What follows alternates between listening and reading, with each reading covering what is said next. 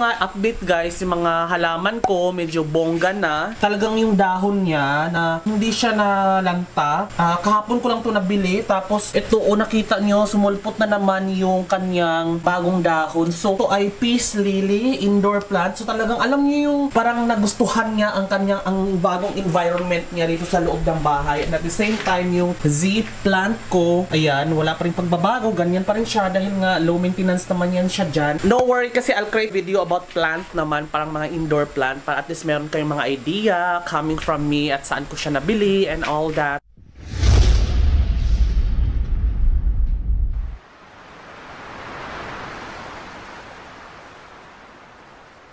Update pala guys, ang saya-saya ko dahil after 2 days, ayan na siya, meron na siyang bagong dahon, baby dahon. So hiyang siya. Natatakot ako kasi baka ako manguluntoy sila dito dahil nga baka manibago dito sa loob ng environment ko. Ayan siya, tapos healthy. Ayan o, dapat kasi walang crispiness sa dulo, dapat walang patay dito sa gilid. Tapos ayan, wala, as in wala talaga siya, wala akong nakikitang ano.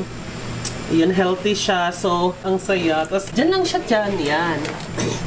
O, dyan ka lang. And then, yung isa naman, yan, tumalikod siya kasi after 2 days, nakaharap kasi yan siya dito. Ganyan. Ganyan siya. Eh, diba, yung light ay nanggagaling dito sa may bintana. So, lahat ng dahon niya, papunta dito. So, para pumantay, inikot ko naman siyang ganun. Para gumano naman siya. Parang ganun. Sumunod siya dun sa indirect sunlight. Kasi nandito yung sunlight natin eh.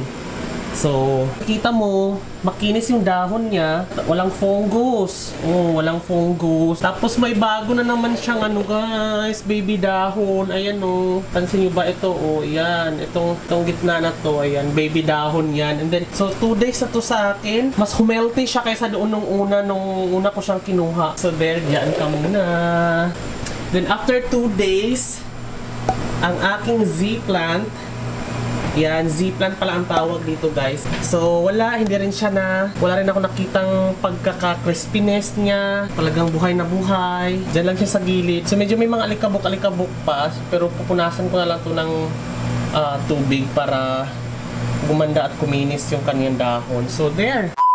Welcome back guys! This is Jonathan Orbuda. You're watching I Love Tansyong TV, a channel that highlights and celebrates the beauty of life. If you are new to this channel, consider subscribing. Click the subscribe button at yung bell notification na katabi naman ito para ma-notified kayo moving forward sa mga upcoming uploads ko. If you're using our social media like Twitter, Facebook, and Instagram, please follow me. It's at I Love Tansyong and visit my blog www.ilovetansyong.com. And today, sobrang excited ako ngayon dahil paparating na ngayon in a few minutes from now ang ating second batch ng ating mga plant. Bumili ako ng ating mga plant, siguro ilang piraso to? 6 ang kailangan kong iripat. Kailangan kong bumili ng 6 na ganito para dito natin siya ilalagay. So meron kasi itong space eh. So kasya dito mga 6 na ganyan. So pagtatabihin ko siya para lahat dyan ganyan. Parang indoor garden. Dito siya. Ganun. 1, 2, 3, 4, 5. Tapos kahit dito 2.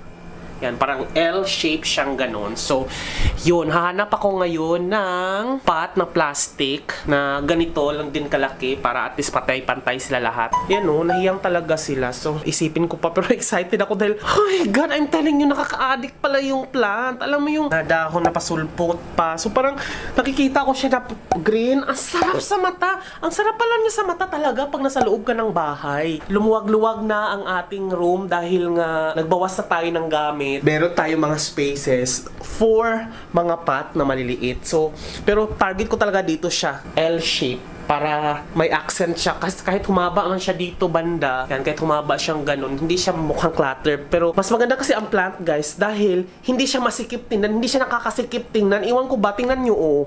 Diba? Kahit meron siya dyan, merong 2 akong nilagay dyan, hindi siya masikip tingnan, nakakagaan. Iba yung feeling, para may buhay na something, may living things kang kasama aside sa mga cockroach ko, diba?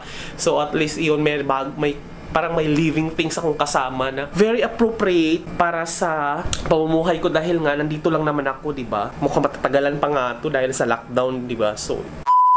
So guys, ito na lahat ang ating nabiling bagong pot para sa ating next next batch na paparating, dapat ilipat. So meron tayong 1, 2, 3, 4, 5, 6. So ito magkaiba kasi nga tatlo silang mga para doon sa table. So lilipat ko yung Z plant. There guys! Ayan, dumating na ang ating bagong batch ng plant. Okay, excited na ako mag-ripat. May mga iba dito hindi ko na i-ripat. Ito tulad nito. So, isa-isahin natin to guys. Itatanggalin muna natin siya, no? Ang laki ng mga pot ko!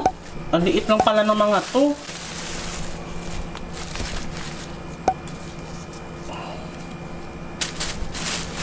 Oh my god, yung photos ko, neon photos. Ito yung vine guys. Dito natin siya ilalagay sa taas para bumaba siyang ganon. Ay, gano'n saya.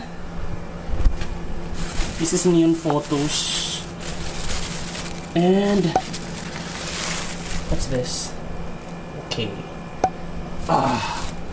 Tatapon siya ha. Lalaki ng mga pot ko na binili. Masyado akong na-excite. Pero anyway, dadami naman to. Ay, lalaki naman siya. And, oh my god, look at the snake plant. Ito yung 260 pesos kasi malaki na siya. But this is amazing. Look at... Oh. And I have para sa table. Yan, mga nakapatid na yan. So, dyan ka. Then, ito yung bigay lang. I think this is vine. Hindi ko to alam kung ano to eh.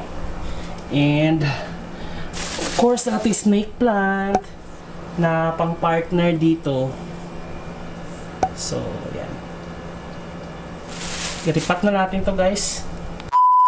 So there you go guys. Thank you so much for watching this vlog at sana nagustuhan niyo ito. Kung nagustuhan niyo to, click like at paki-subscribe na rin yung channel na to. Meron kayong comment or gustong iparating sa akin regarding itong mga bagong second batch na plant na to, comment niyo na lang below kasi nga gusto ko magbasa at i-heart ko yan. At then i-share niyo na rin to sa mga kaibigan yung plantito at plantita na biktima ng lockdown at talagang nasa hype ng pagpapaghahalaman sa loob ng bahay, di ba? Kasi nga very siya, relaxing din naman siya. And then meron din siyang health benefits sa mas maganda rin naman i-try ninyo rin kahit mga paisa-isa or padala-dalawang halaman, di ba?